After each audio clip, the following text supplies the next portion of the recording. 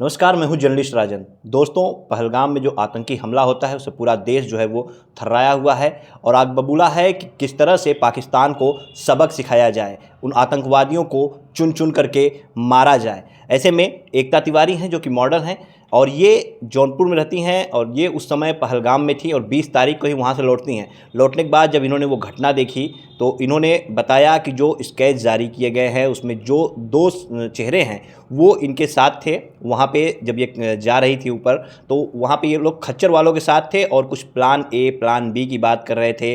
Plan A जो था वो ब्रेक फेल था और प्लान बी जो था वो 35 बंदूकें घाटी में छिपा दी गई हैं। तो कई सवाल खड़े हो रहे हैं कि क्या कोई आतंकवादियों का कोई पहले से प्लान ए था, क्या 20 तारीख को ही वो घटना को अंजाम देने वाले थे और प्लान ए फेल होने के कारण फिर उन्होंने 22 तारीख को घटना को अंजाम दिया। तमाम सवाल जो है वो उठने लगे हैं। फिलहाल एजेंसियां जांच कर रही हैं और जांच के बाद सब कुछ क्लियर होगा। लेकिन एकता तिवारी जो कि वहाँ से लौटी हैं काफ़ी डरी सहमी भी हैं, लेकिन खुल करके ये पूरी बातें जो है बता रहे हैं कि उस दिन क्या कुछ हुआ था।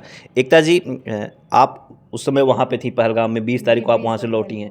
कैसे आपके साथ वहाँ पे बदसलूकी हुई थी और कौन लोग वो थे जो चेहरे आप पहचान रहे हैं कि आपके साथ वहाँ पे थे खच्चर वालों के भेष में, उसके बारे में पूरा बताइएगा। सर, कल हम लोग 20 अप्रैल को पहलगाम पहुँचे थे।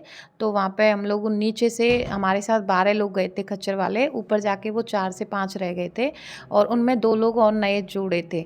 अब हमने उनसे खच्चर वालों से पूछा तो खच्चर वाले बोले हम नहीं जानते, लेकिन 2 खच्चर वाले मेरे कान में आके बोले थे कि मैम प्लीज़ नीचे चले जाइए आप।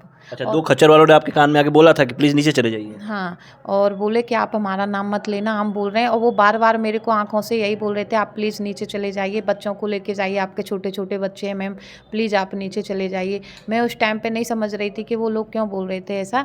फिर जो 2 लोग आए थे वहाँ पे, तो वो दोनों लोगों को वहाँ पे एक लड़का था 20-22 साल का, वो मेरी फ्रेंड का हॉर्स चला रहा था, हॉर्स के पास में था, और एक जो था वो मेरे हॉर्स के पास में था। और वो हम लोगों से नॉर्मल पूछा था, नाम वगैरह पूछा तो हमें नॉर्मल लगा। बोला आपका नाम क्या है? मैंने बोला एकता नाम है। बोला नाम पूरा नाम? मैंने कहा एकता ही लगाती हूँ मैं, एकता ही है। तो फिर बोले कि आप कहाँ की रहने वाली हो? मैंने कहा मैं राजस्थान जयपुर की रहने वाली हूँ, लेकिन अभी बाबा की काशी से आ रही हूँ, बाबा की नगरी काशी से। तो फिर बोले अच्छा, तो आप कभी अजमेर गए हो? मैंने कहा ये भी मुझे नॉर्मल ही लगा था। मैंने कहा नहीं।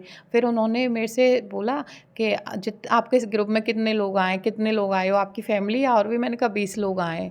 तो बोला कि कौन कौन? मैंने ऐसे फिंगर किया था कि इधर और इधर 20 लोग हैं, आगे हैं कुछ पीछे हैं। क्या धर्म वगैरह भी पूछ रहे थे? जी, उसके बाद मैं आपको बताती हूँ। वो फिर उनका नेक्स्ट क्वेश्चन था, आप कभी मस्जिद वगैरह किसी में गई हो? मैंने कहा हाँ, मेरी फ्रेंड वगैरह जो आई हैं ना वो मुस्लिम ही हैं, वो मस्जिद जाते हैं हम लोग। मैंने सडनली ऐसे ही बोल दिया था क्योंकि जीजू बोले थे वहाँ पे थोड़ा-सा ये जातिवादी और धर्म वगैरह पूछना वो होता है, तो मैंने बोला कि ये सही रहता है, मैं बता देती हूँ। तो फिर मैंने बोला हाँ, मेरा तो ओम देख के वो समझ गए थे और मेरे भाई ने रुद्राक्ष पहनी हुई थी, तो सिर्फ मैंने 4 लोगों को वहाँ पे हिंदू बताया था।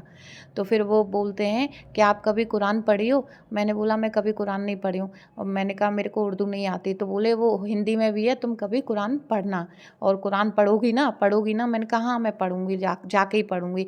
बोले तुम्हारे भगवान जो है तुम्हारा, उसका भी उसमें जिक्र है, उसका भी उसमें जिक्र है। तो मेरे को गुस्सा आया था कि उनका बोलना था, उसका बोल रहे हो, क्योंकि मैं भोले बाबा को सब कुछ मानती हूँ। फिर भी मैं अपना गुस्सा कंट्रोल करके मैं शांत रही। मैंने कहा ठीक है, मैं पढ़ूंगी।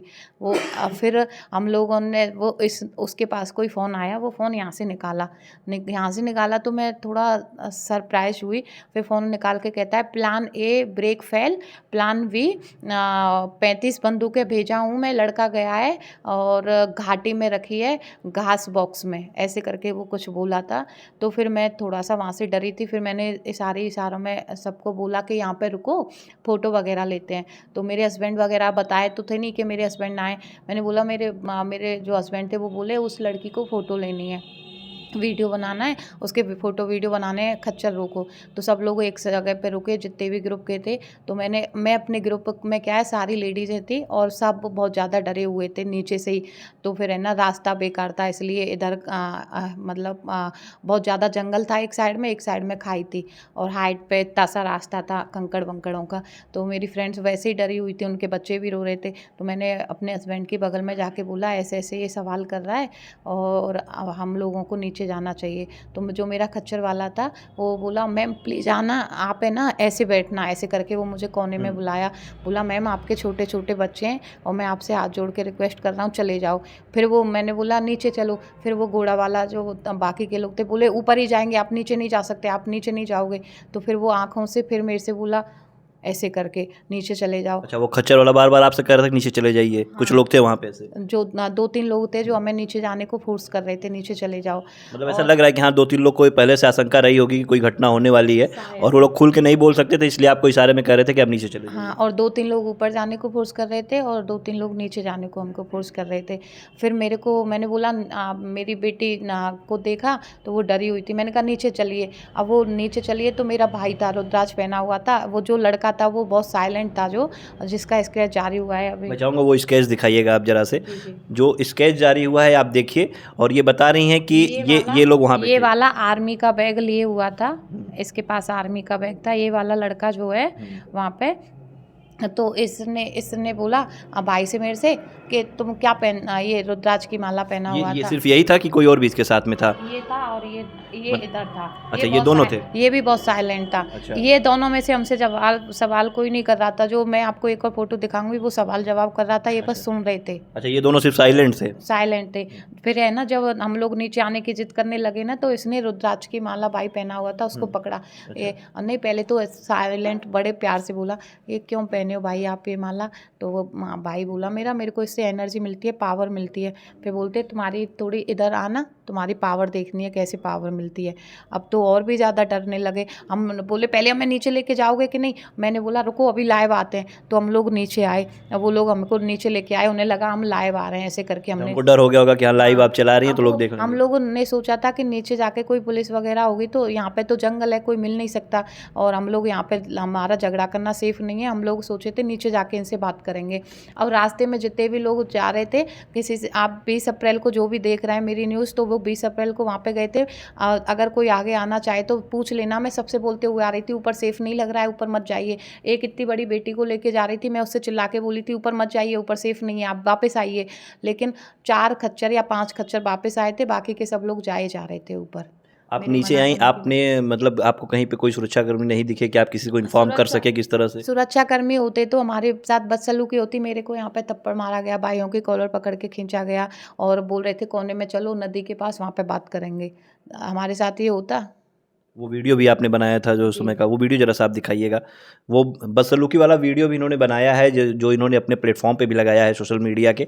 वो वीडियो चाहेंगे हम ज़रा सा आप देखिए किस तरह से इनके साथ वहाँ पे जो है बदसलूकी की गई ये है। लोग मेरा फ़ोन छीन रहे थे, मैं ज़्यादा नहीं बना पाई थी। ये लोग हमारी हेल्प किए थे, जो था ये जो है हमें कोने में ले जा रहा था कैब वाला। अच्छा, ये जो कैप लगाए हुए है ये आपको कोने में लेके जा रहा था? हाँ, और ये हेल्प कर रहा था। इस समय वो दोनों भी मौजूद थे जो दोनों सर उन दोनों को पूछा गया तो बोले हमारे साथ तो कोई नहीं था। कौन? हमारे साथ तो थे नहीं। और ये वहाँ पे सब देख रहे थे, वो थे वहाँ पे। और ये दोनों जो है शायद 100 मीटर आगे जाके मिले थे हम लोगों को। जो पहाड़ था वहाँ पे 100 मीटर आगे जाके मिले थे और हम नीचे आते आते मिले ही नहीं। हम लोगों को ढूंढ रहे, मिल ही नहीं रहे थे हमको। तो आप वहाँ से नीचे भी आ गई, लेकिन बीच में आपको एक भी कोई सुरक्षाकर्मी ऐसा नहीं मिला जिसको आप ये पूरी इन्फॉर्मेशन दे सके, बता सके कि हाँ वहाँ पे 35 बंदूकों की बात हो रही है? पूरे रास्ते में नहीं मिला सर। एक दुकान वाला मिला था जिससे हमने जैम वगैरह लिया था, उसको मैं बताई थी कि हमारी ऐसे ऐसे यहाँ पे लड़ाई हो गई थी और वो हमको कोने में ले जाके मारने पीटने की बात कर रहे थे। तो वो बोला कि मैम आप हमको कॉल करती। मैंने कहा भैया कैसी बात कर रहे हो, हम थोड़ी आपको जान रहे थे। हम उसके यहाँ पे थोड़ा सा डरे हुए थे तो चाय पिए थे और मुरब्बा वगैरह लिए थे, उनको हमें बताई थी सारी बातें। तो वहाँ से आने के बाद अब आपने जो है इन बातों को बताया है, जब आपने देखा कि ये हादसा हो गया, ये घटना हो गई, उसके बाद आप जो है पूरी बातों को बता रही हैं। उसके पहले आपको ये लग रहा है कि हाँ अगर उसके पहले हम इन्फॉर्म कर दिए होते, किसी को सूचना दे दी, शायद ये घटनाएं न होती, हाँ शायद सर, मुझे अभी गिल्ट फील बहुत हो रहा है। काश मैं बता देती तो शायद नहीं होता। मे भी क्योंकि मेरे को तो मेरी साइड से तो पूरा प्रूफ है, वो तो भगवान जानता है कि वो थे या नहीं। लेकिन मैं तो उनको देखी थी और वो जो घोड़ा वाला था वो भी 35 बंदूकों की और उसकी बात कर रहा था। तो मुझे तो मेरी साइड से पूरा डाउट है। और अगर मेरे को ऐसा होता लगता कि क्या पता ये बाद में हमला कर सकते हैं, तो मैं 100% बताती, लेकिन वहाँ पे एक तो मेरी सिम काम नहीं कर रही थी और सिम ब्लॉक हो जाती है, और हमारा पास वाईफाई वगैरह भी नहीं था। कभी कभी हम गाड़ी वाले से लेते थे और गाड़ी वाला भी हम लोगों को एक जगह खड़ी कर देता है, वो अपनी गाड़ी में रहता है, हम लोग घूमते थे, तो कहाँ किसी से वाईफाई भी नहीं लिया था। नहीं तो मेरे को पता होता तो मैं ज़रूर बताती फिर भी कैसा वहाँ कुछ से आप हुआ। चली होंगी, रास्ते में भी आई होंगी, तो फिर नेटवर्क वगैरह तो आया होगा। रास्ते में सर पठानकोट सेकंड डे आया था, सेकंड डे आने के बाद तो हम लोगों ने बोला था कि भाइयों के पास फ़ोन था, रात हो गई थी, मैं सो गई थी बच्चों को लेके ट्रेन में। तो फिर मैंने बोला था कि मैं जीजा जी से जाके वहाँ पे ये वाली, मैंने अपने हस्बैंड से बोला कि जीजा जी को ये सारी बातें बताना ज़रूरी है, हम वहाँ पे जाके बताएंगे। तो मेरे हस्बैंड बोले हाँ वो बातें बताना ज़रूरी है, तुम वहाँ पे बताना, अभी घर पहुँचते हैं। अब घर पहुँचने से पहले हम लोग काशी बाबा के दर्शन किए, और जैसे ही देखते हैं कि न्यूज़ जब तक आ गई, और जैसे तब तक बहुत देर हो गई थी। बहुत बहुत देर हो गई थी। स्केच देखे हम लोगों ने तो तुरंत हम लोग पहचान ली। मैं तुरंत जैसे ही स्केच जारी हुआ था, तुरंत मैं विदिन 5 मिनट में मेरे पास स्केच आया, मैं 5 मिनट में मैं कॉल कर दी थी 1076 पे कि मैं इन लोगों को पहचान ली हूँ। अच्छा, मतलब आपने स्केच देखा, उसके बाद आपने 1076 पे इन्फॉर्मेशन दिया कि आप पहचान रही हैं। हाँ अच्छा, अब जब आपकी बातें, आपकी आवाज़ उठ रही है, मीडिया में चल रही है, तो आपको एक डर भी लग रहा होगा, एक नहीं एक डर एक डर भी होगा। तो क्या प्रशासन नहीं, की तरफ से कोई सुरक्षा व्यवस्था की कुछ बातें की गई, आपसे प्रशासन वाले मिले? प्रशासन वाले मिले और वो मेरे को बोले कि सब सही है, कुछ नहीं होगा। और डर नहीं लग रहा सर मेरे को, मेरे लिए डर नहीं है, थोड़ा फैमिली के लिए है, क्योंकि मेरी फैमिली बहुत ज़्यादा डरी हुई है, और मेरे सास ससुर और मेरे मायके वाले भी बहुत ज़्यादा डरे हुए हैं। सब लोग कॉल करके बोल रहे हैं कि कुछ दिन हाइड हो जाइए और यहाँ पे आ जाइए, फ़ोन वगैरह रख दीजिए, उनके लिए डर है। अब मेरे लिए डर नहीं है, एक बार मरना है तो क्या डरना पूरा है। देश आग बबूला है इस घटना से। आप क्या मांग करेंगी सरकार से कि ऐसे टेररिस्टों के खिलाफ क्या होना चाहिए? किस तरह का कदम उठाना चाहिए? पाकिस्तान के खिलाफ क्या होना चाहिए?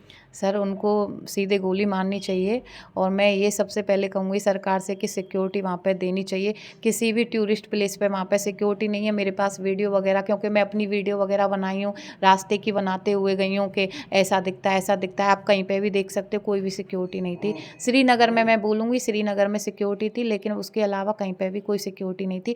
श्रीनगर में भी एक कोई वो बनाए अटल, उसमें नहीं थी, उससे पहले तक थी, उसके बाद कोई नहीं थी टूरिस्ट प्लेस बिल्कुल, पे। देखिए, तो एकता तिवारी हैं जो कि पहलगाम से लौटी और सारी बातें ये बता रही हैं किस तरह से जो स्केच जारी हुए थे। 2 आतंकी जब ये जा रही थी वहाँ पे, तो वो जो उसमें शामिल थे, खच्चर वालों के साथ वो थे, और कहीं न कहीं ये फेल्योर मान रही हैं सिक्योरिटी। अगर सिक्योरिटी वहाँ पे होती तो शायद इतना बड़ा हादसा नहीं होता, और मांग ये यही कर रही हैं कि ऐसे आतंकवादियों को चुन-चुन करके मारना चाहिए। और अब देखने वाली बात ये है कि सरकार जो है कब एक्शन लेती है, कब कोई सर्जिकल स्ट्राइक जैसा कदम उठाती है। फिलहाल ये अपने घर पे आ गई हैं, लेकिन गम इन्हें इस बात का है कि अगर इन्होंने समय रहते वो इन्फॉर्मेशन दे दी होती तो शायद आज ये हादसा इतना बड़ा न होता।